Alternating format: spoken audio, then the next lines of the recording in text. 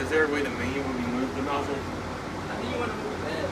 Yeah, I mean, so the thing can touch you can move the nozzle on that move axis.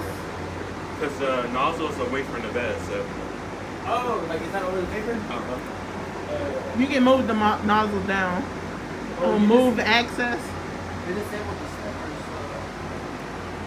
Oh, there you Is that better?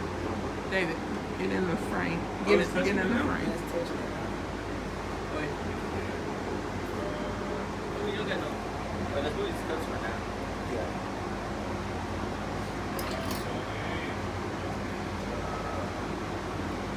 Or a little bit more up. How about I turn this up to the left? Turn this one right or left? I think up. Is that how you go up? Turn right? It's different for each one on this side. It says up is this way, but on this side.